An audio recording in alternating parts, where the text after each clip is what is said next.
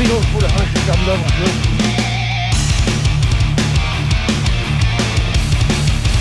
Yeah. J'en ai chié.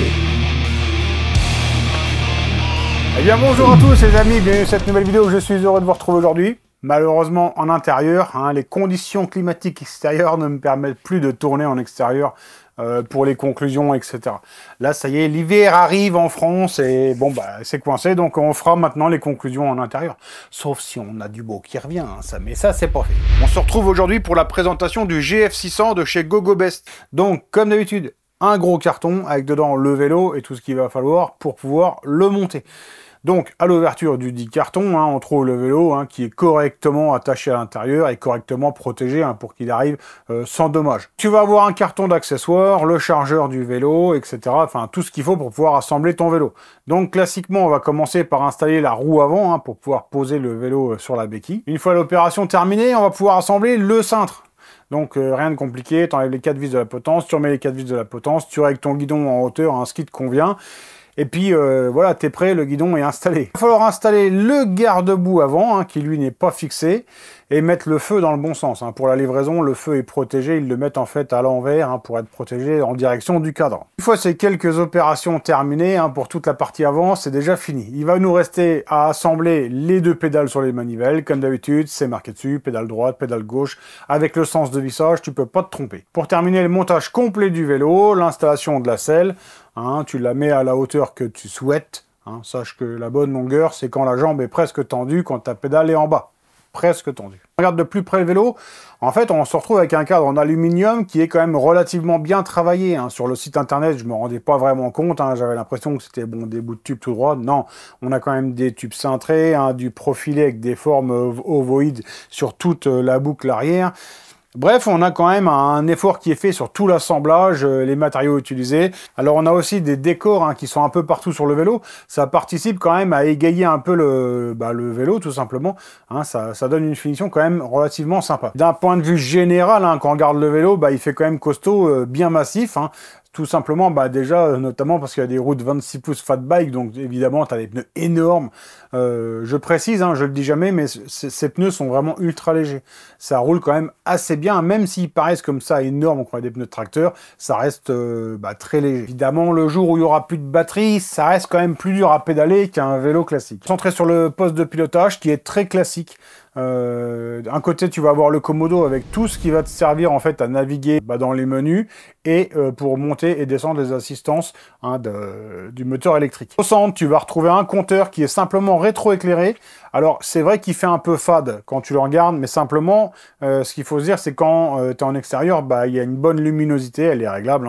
Il y a une bonne luminosité et il est quand même assez lisible. Et de l'autre côté du guidon, tu vas retrouver le sélecteur de changement de vitesse, Shimano, et la poignée d'accélérateur qui est interdite en France. Je te rassure, sur mon vélo, elle fonctionne pas, donc comme ça, c'est fait. Alors, j'ai essayé de rentrer dans le compteur, dans les réglages, parce que tu peux régler, soit uniquement la pédale, uniquement l'accélérateur, ou les deux. Et moi, ça marche pas. J'avais pas envie de démonter sur un autre vélo pour essayer, j'en avais pas forcément besoin pour faire mes essais, mais toujours est-il, je suis honnête, ma poignée ne fonctionne pas à l'accélérateur. Tu le sais, moi, toutes les machines passent sur le banc pour vérifier les puissances, voir un peu les courbes, le comportement du moteur. Là, j'ai été obligé de le faire avec la pédale. D'ailleurs, je te mets tout de suite la séquence.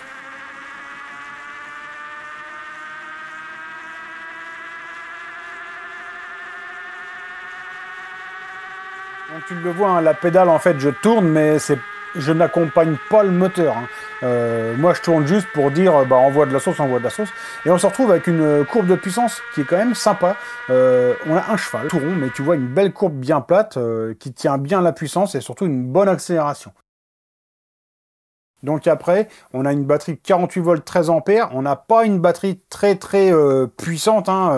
Donc, pour la batterie qu'on a et avec un moteur comme ça, je trouve que le rendement est quand même assez bon. Alors après, on part sur la fourche qui est pour moi le point noir du vélo. Elle est trop souple, tout simplement, pas en amortissement, mais sa conception, je sais pas, le diamètre des tubes, je sais pas. Quand tu la prends entre les jambes, tu prends le guidon, tu tords la fourche, c'est un truc de fou. Et quand tu freines, tu vois la roue qui recule carrément, tellement la fourche est souple. Alors sur le vélo, on trouve bien sa place et tout. Moi, je fais 1m75. Je trouve bien ma place, tout. Je suis bien sur la selle et tout. Cependant, le train avant est bizarre. Il est pas incisif, tu sais, qui est pour moi trop souple. La fourche, elle se tord. Elle se tord de peu. Elle est vraiment souple, tu vois. C'est dommage cette fourche là. Alors, c'est pas vraiment gênant, mais ça te donne une sensation sur le vélo, en fait, il est un peu flou. Hein, tu vois, là, tu sens que le train avant n'est pas rifté dans le sol. C'est l'avant flotte un peu comme ça. Alors évidemment, hein, pour aller au boulot, et bon, aucun problème. Mais si tu fais des trucs un peu engagés avec le vélo, hein, dans les bois ou quoi, bah tu peux avoir une sensation un peu bizarre sur le train avant. Donc on continue à descendre sur le garde-boue avant, donc là complètement en plastique. Simplement là, aujourd'hui je suis allé rouler sous la flotte, bah, j'étais quand même bien content de les avoir. Alors effectivement, ça ballotte pas mal, hein, ça c'est clair. Le projecteur avant fonctionne bien. Simplement, ce qui est dommage, c'est qu'il n'est pas mis un feu à l'arrière, soit sur le tube de selle ou je ne sais quoi, ou dans la selle. Tout simplement, ça se fait, hein, le feu dans la selle, pour pouvoir avoir un éclairage arrière qui soit branché lui aussi sur la batterie du vélo. Ça c'est dommage. Alors on continue à descendre sur la fourche, hein, on arrive sur les freins, donc là c'est pour moi une bonne surprise. Tu le sais, sur ce type de vélo là, ils ont essayé de contenir le prix au maximum vers le bas, évidemment, hein, pour te sortir un tarif vraiment attractif. Et donc ils sont partis sur du frein à câble, évidemment. Le frein hydraulique est tout de suite beaucoup plus cher. Le freinage quand même, et je le trouve assez puissant, assez mordant, enfin il est bon. Honnêtement, le freinage est bon, parce qu'avec des grosses roues comme ça, Fat Bike 26, bah, il faut les freiner, plus moi qui suis dessus. Il faut du bon frein, et là c'est quand même du petit frein, hein, ça reste du petit disque, mais ça freine quand même assez bien. Ici c'est le test de frein.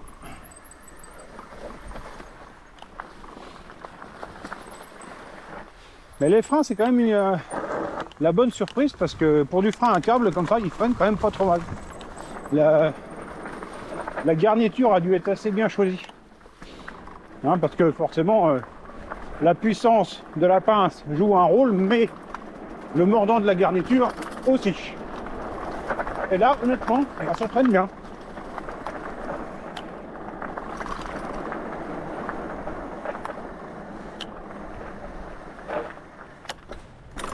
Donc si on regarde sur les roues, hein, 26 pouces comme je te le dis, les pneus Shaoyang, là c'est la référence, hein, ça fonctionne super bien dans tous les terrains. Pour la transmission, hein, maintenant on a ça sur tous les vélos, hein, c'est un Shimano entrée de gamme, mais honnêtement ça fait très bien le taf. J'adore ce système là, ça marche bien, c'est en 7 vitesses, devant le sélecteur c'est super rapide, hein, quand tu arrives au feu. C'est bien, c'est que tu peux le pousser en un coup et clac, tu te retrouves directement en première. Puis après, tac, au fur et à mesure que tu avances, tu descends tes vitesses. Enfin, pour moi, c'est un des meilleurs systèmes. Le pied de la selle, elle est assez dure, cependant, elle est assez large. Et dessus, bah, j'ai pas eu mal aux fesses. Ça, c'est aussi une bonne surprise. Maintenant, des choses qui me plaisent un petit peu moins. Hein, donc, il y avait la fourche, mais il y a la batterie et le contrôleur. Alors, la batterie, bon, ce qui me plaît pas, c'est juste qu'elle n'est pas incorporée dans le cadre. Donc, c'est quand même moins joli. Hein, ça fait comme un gros bidon sur le cadre. Ça se discute, c'est moins beau, simplement bah, c'est moins cher, hein, encore une fois. Mais pour moi, ce qui est vraiment dommage, c'est le contrôleur qui se retrouve sur le tube de selle vissé derrière dans une boîte étanche. Je le trouve quand même pas mal soumis aux projections d'eau de la roue. Alors le vélo est certifié IP54, donc ce qui est sûr, c'est que tu ne vas pas aller sous l'eau. Ça, c'est pas un sous-marin, c'est un vélo. Hein, donc IP54, c'est résistant aux projections, hein, d'eau légère et de poussière légère. Tu vois, c'est léger. Donc entre guillemets, tu t'en sers tout le temps. Si tu prends une averse, ça va, mais tu vas pas passer ta vie sous l'eau avec ce vélo-là, tu comprends. Donc attention sur ce point. On a les pédales en métal, on a la protection, hein, pour le pantalon, hein, pour ne pas que ça se prenne dans le plateau avant. Ça c'est cool, hein, ça évite de se salir le froc. Ça c'est toujours un petit plus. Pour le bilan de ce vélo, c'est plus compliqué pour moi aujourd'hui, maintenant, parce qu'on arrive en hiver et c'est tout de suite évidemment moins agréable de faire du vélo dans ces conditions que quand c'est l'été, les petits oiseaux, t-shirt, le soleil et tout. Hein. Donc, cependant, pas de problème avec le vélo à rouler sous la flotte. Alors là, dans la côte, ça marche impeccable. Ah, ça monte bien. On a une belle puissance, hein, on a un cheval avec une belle courbe, hein, qui tient bien. Voilà, donc dans les côtes, il n'y a vraiment pas de soucis. Alors la météo est pas terrible, hein, mais bon, maintenant je suis obligé de sortir en hiver, hein, tout simplement. Bien souvent, hein, sur ce type de vélo, on est sur de très bons VTC. Moi, j'ai pas l'habitude de trop parler de VTT, hein, tout simplement parce que ça manque derrière. La cassette est petite. Et hein, ça va pas te permettre de monter aussi loin qu'un VTT. Par contre, faut vraiment que je sache où sont les freins quand même. L'avant est là. Donc sur le mien, l'avant est ici. Donc, on est sur des feuilles, c'est intéressant de savoir quand même dans quel sens il faut freiner.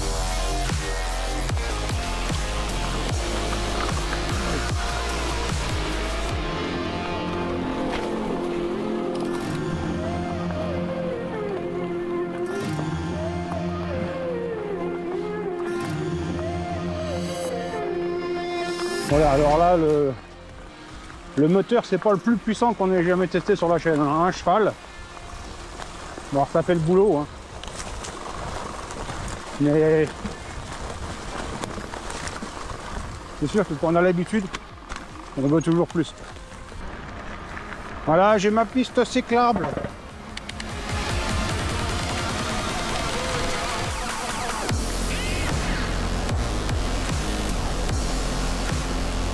Bientôt dépasser les voitures. Grâce à la puissance de mon BX. Ah mais rate du soleil, c'est pas de la chance ça. Je l'aurais jamais cru en partant.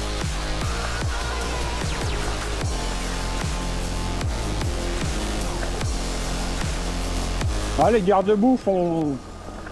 Alors ils sont tout plastiques. Il tremblote un peu parce que les fixations sont assez sommaires, hein, il n'y a qu'un point de fixation. Mais au moins ça permet quand même de garder le dos et les godasses propres.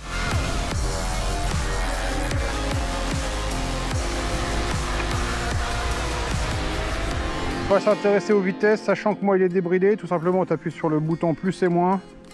Tu arrives dans les programmes. M. Tu arrives sur le programme 8. Tu vois, moi j'ai mis 100 km/h. Alors bien évidemment, le vélo ne va pas rouler à 100 km/h. Mais en tout cas, du moins comme ça, il est débridé. De même que l'accélérateur qui est ici ne fonctionne pas. Alors, c'est parti. Assistance 1. 15. Assistance 2. 20. Assistance 3. Bon, en gros, on a compris, hein, 25. Assistance 4, on va s'approcher des 30. Voilà, là il coupe à 29, 30. Allez, hop, assistance 5, il n'y a plus de limite. En gros, il roule à 30, 35, 40 km/h. Allez, 40 pour le style, j'en prenne parce qu'il y a du monde. Enfin là, pour le coup, c'est une machine qui fonctionne quand même super bien, il n'y a pas de bruit, parasite. Allez, c'est bon, j'en ai assez. Donc comme d'habitude, tous les liens seront en description. À l'heure où je tourne la vidéo, je ne sais pas si j'aurai un code promo à te proposer, mais ça c'est pas un souci, je te le mettrai en description, dans le premier commentaire, enfin tu connais la musique, hein. Ça marche comme ça chez tout le monde, tu auras les liens de redirection si tu veux aller voir sur le site de chez GoGoBest direct ce vélo ou d'autres, hein, il y en a plein de modèles. Donc les points noirs, pour moi c'est la fourche qui est trop souple, hein, j'entends par là dans sa construction, la batterie, bon c'est un peu disgracieux sur le cadre, et le contrôleur qui est quand même assez soumis aux conditions climatiques, notamment à la flotte, hein, aux projections d'eau de la roue arrière. Après, tout le reste autour, ça, par contre, c'est bien. On a une bonne construction, cadre en aluminium, des soudures qui sont propres. Hein, c'est-à-dire, on voit qu'il y a du soin apporté hein, sur la construction du vélo. Les décalcomanies, la peinture, des bons pneus, les roues sont sympas, les freins sont puissants, la selle, elle est bonne, les vitesses, ça passe bien. Voilà. Donc, un compteur qui est lisible. Enfin, voilà, j'en oublie. Une bonne autonomie, j'ai oublié d'en parler. Hein, on a qu'une toute petite batterie 48 volts, 13 ampères, et pourtant, elle tient les bornes. Alors, on nous annonce plus de 100 km sur le site. Non, on va dire que tu divises par deux, mais quand même pour une batterie de 13 ampères, tu vas loin. Hein, c'est que le moteur est quand même relativement soft en consommation. Hein, le contrôleur est certainement un petit peu bridé lui aussi. Mais en tout cas, en performance, ça fonctionne et en autonomie, on va quand même assez loin. Voilà les amis, je pense qu'on a fait un tour complet du vélo. En tout cas, j'espère que cette vidéo vous aura plu. Comme d'habitude, si c'est le cas, n'hésitez pas à vous abonner. Hein, c'est gratuit. Allez, je vous remercie tous de m'avoir suivi. Je vous souhaite de passer une bonne fin de journée, une bonne soirée. On se retrouve très bientôt pour une prochaine vidéo. Ciao, bye!